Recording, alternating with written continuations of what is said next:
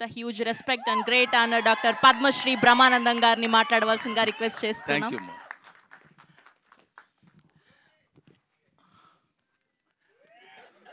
ఎవరో అక్కడి నుంచి గురూజీ అన్నారు. అంటే పూర్వాశ్రమంలో లెక్చర్ అండి కదా, ఎవరో గురువు గారిని పిలిచారని ఆనందంగా ఉంది. అది ఒకటి. ఎంత అబద్ధం చెప్పాడంటే నాకు అసలేం రాదు, చాలా టెన్షన్గా ఉన్నాను, నాకేం మాట్లాడటం తెలియదని చాలా అద్భుతంగా మాట్లాడు. కూర్చో. ఈ సినిమా గురించి చెప్పాలంటే ఇప్పుడు వీళ్ళందరూ చెప్పింది చాలా తక్కువైన main pillar of this film is Rahul Yadav. అతను ఆన్ స్క్రీన్ మీద కనపడకపోవచ్చు కానీ నేను with all my experience what I have observed ఎవరిని ఎంతవరకు ఎలా వాడుకోవాలి. బికాస్ ఎడ్యుకేషన్ అనేది ఎప్పుడు ఎవరికైనా హెల్ప్ అవుతుంది. మీకు ఎడ్యుకేటెడ్ అక్కడ ఉన్న చిన్న చిన్న లోటుపాట్లు ఎక్కడైనా ఏమైనా జరుగుతున్నా ఇమీడియట్గా సైలెంట్గా అబ్జర్వ్ చేసి దాన్ని తాను మళ్ళీ రెక్టిఫై చేసుకుని ఇవ్వగలిగాడు. కాబట్టి స్వధర్మ సంస్థ తరఫున 3 హిట్లు ఇవ్వగలిగాడు. 3 హిట్లు ఇవ్వటం అంటే వరుసగా 3 హిట్లు ఇవ్వటం అంటే అది సామాన్యమైన విషయం కాదని మీ అందరికీ తెలిసిన విషయమే. కానీ 3 ఇచ్చాను కదా ఇంక మనకేంటిలే అనే ఫీల్ లేకుండా జస్ట్ లైక్ ఒక సెట్లో బాయ్ లాగా అటు ఇటు కావాలనుకున్నప్పుడు తిరిగి ఎక్కడ ఏది కావాలో అది చేసుకుంటున్నాడు. చేసుకున్న వాడికి ఒక కష్టపడి చదివిన వాడికి ఫస్ట్ క్లాస్ రావాలని ఎలా అయితే మనం కోరుకుంటామో అలా కష్టపడ్డ ప్రొడ్యూసర్కి సక్సెస్ రావాలని కోరుకోవటంలో తప్పులేదు. ఒకటి. నెంబర్ 2, ఈ సినిమాకి డైరెక్టర్ మిస్టర్ నిఖిల్ గురించి చెప్పాలంటే అసలు రావడంతోనే మనిషి కొద్దిగా అటు ఇట్లా ఊగుతూ ఇట్లా ఏంటి బాగా హైలో వచ్చాడా ఏంటి అనుకున్నాను. అంటే కొంచెం టెన్షన్ ఇలా ఉన్నాడు, చేతులు ఏం లేదు కాబట్టి సార్ మీరు నమ్మినా నమ్మకపోయినా అన్నాడు. అంటే ఏదో పెద్ద విషయం చెప్పాలని తన ఫీలింగు. దానిలో ముక్కల కింద చేసి చెప్తున్నాడు అన్నమాట. సార్ మీరు నమ్మినా నమ్మకపోయినా మీ పేరు పెట్టి మీ మీద ఒక స్టోరీ రాసుకున్నానండి అని చెప్పాలనుకుంటాడు. ఇది ఆ మ్యాటర్ నాకు తర్వాత మనకి ఇప్పుడు కానీ అర్థం అవ్వదు.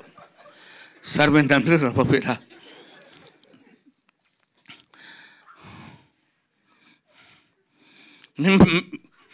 మీ పేరు పెట్టుకుంటాను అంటున్నాడు. అంటే కొంచెం మనం ఫిలప్ చేసుకోవాలి వాయిస్లు. అది మీ సినిమా మీ మీద నా లైఫ్ అంటున్నాడు. నాకేంటి అర్థం కాల, అది ఏంటిది, వాట్ హ్యాపెండ్. ఈయన పక్క నుండి చాలా క్లియర్గా చెప్పేవాళ్ళలాగా రాహుల్ చెప్పవయ్యా కంగారు చెప్పు అంటున్నాడు. కానీ ఇది చెప్పొచ్చుగా.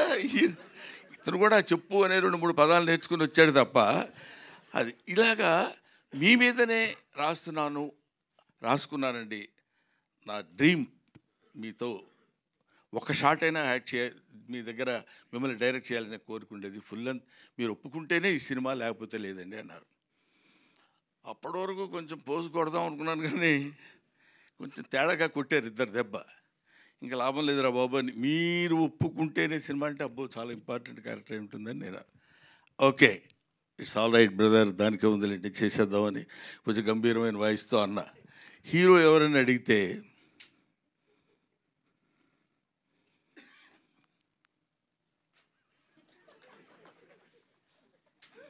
సాక్షాత్తు మీ అబ్బాయి నుండి అక్కడ దెబ్బతిన్నా. అబ్బా ఏంటి మీ అబ్బాయి హీరో అంటున్నారు, నేను తాత క్యారెక్టరు.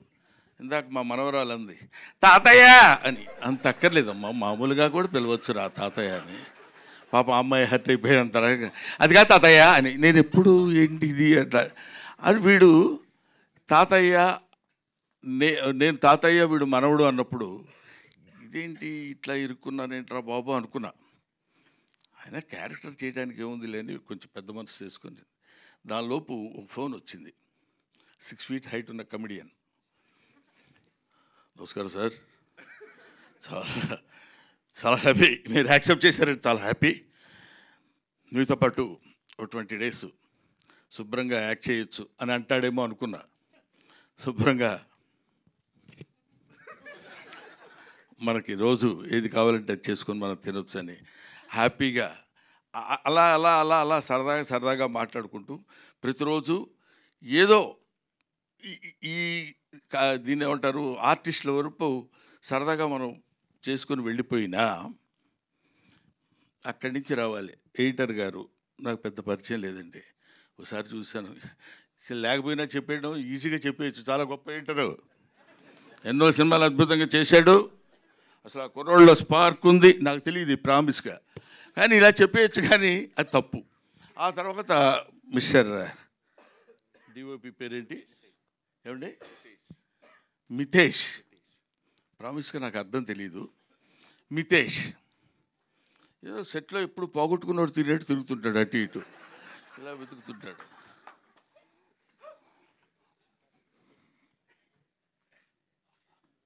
ఏంటండి ఏం కావాలి మీకు అన్నారు కదా, అదొకటి ఆన్సర్. అద్భుతమైన ఫోటోగ్రఫీ చేసినాడు Mitesh. A man is not man of words, he's man of deeds. కాబట్టి అలాంటి మిరాకిల్ లాంటి వాళ్ళని పట్టుకున్నాడు మన రాహుల్. ఇది దొరికాడంటే అట్లా పట్టుకుంటాడని.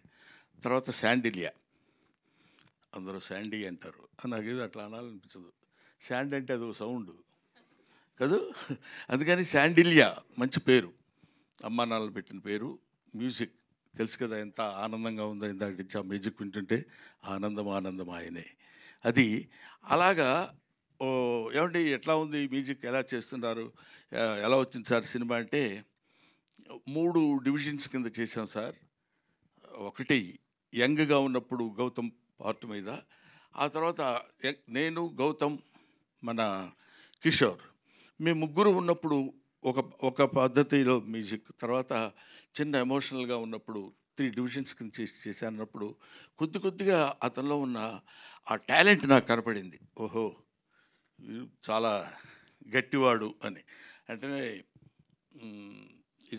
వీళ్ళందరూ ఇంకా మనకు ఒక ఏజ్ ఒకటి అనవసరంగా పైకి వచ్చేసింది కదా, దాంతో ప్రతి ఒక్కరు రెస్పెక్ట్ ఇస్తున్నట్టు మాట్లాడతారు.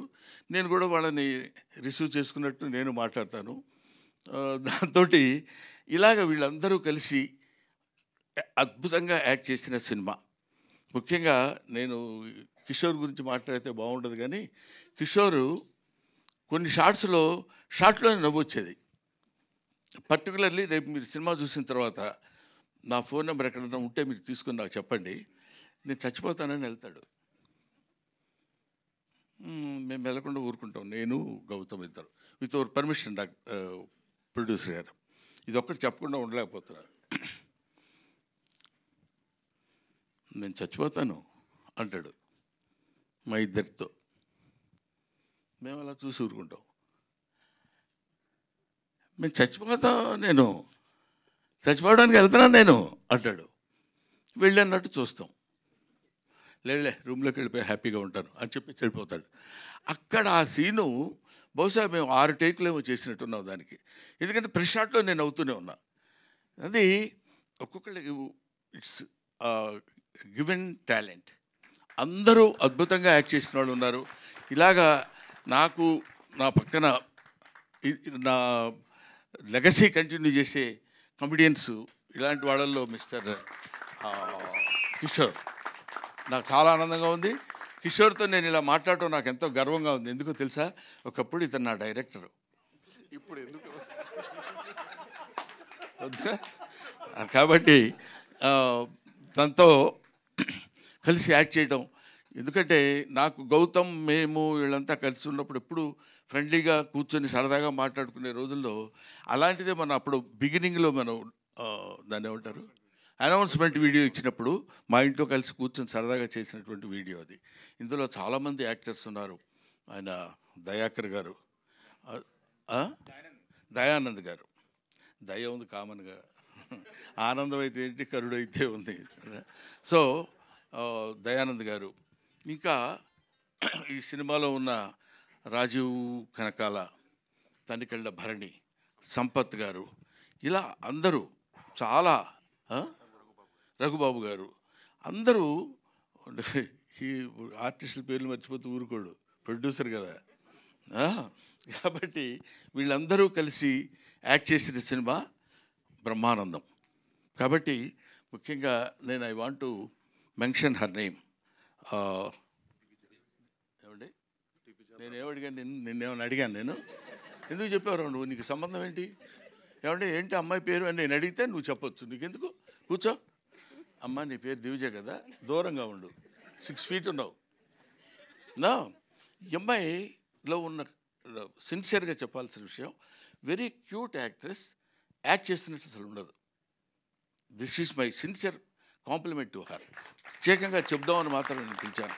మిగతా వీళ్ళతో ఎక్కువ చాలా సీన్స్ లేవు, ఉన్న అంటే చాలా అతి తక్కువ. బట్ నాతో పాటు కంటిన్యూస్గా తాత తాత ఇందాక అలా అనగలిగిందంటే, నన్ను పిలిచినప్పుడల్లా అలాగే రాగానే తాతయ్య తాతయ్య అని పిలిచి మాట్లాడు, అతి న్యాచురల్గా, అంటే very natural actress. That is Divija. Anyway, నన్ను లాస్ట్లో పెట్టినందుకు ఓ మాదిరిగా కొట్టాను అనుకుంటాను. పర్లేదా? మీ బ్లెస్సింగ్స్ ఉండాలి, ఎప్పుడు ఉంటాయనుకుంటున్నాను, లేకపోతే హెదిరిపోద్ది. Thank you very much, thanks a lot. Next దీనిలో దాన్ని ఏమంటారు, ప్రీ రిలీజ్ ఫంక్షన్కి అందరం కలిసి కూర్చుని దాని వ్యవహారం ఏంటో అప్పుడు చూద్దాం. అసలు దీనికి ఈ సినిమా తీయటానికి జరిగిన ట్విస్టులు ఉన్నాయి. ఆ ట్విస్టులు అన్నీ కలిపితే ఒక అద్భుతమైన సినిమా అవుద్ది, తెలుసా మీకు? అది నెక్స్ట్ రాబోయేదానికి స్మాల్ కమర్షియల్ బ్రేక్ అంటారు చూడండి, ఆ తర్వాత వచ్చిన తర్వాత చెప్పుకుందాం. ఎందుకంటే ఎదురుగా ఒక యాక్టరు, డైరెక్టరు, ఓ ప్రొడ్యూసరు, ఓ జర్నలిస్టు, ఒక ఎగ్జిబిటరు, ఒక ఈవెంట్ కండక్టర్, ఇన్ని కలిపితే ఒక మనిషి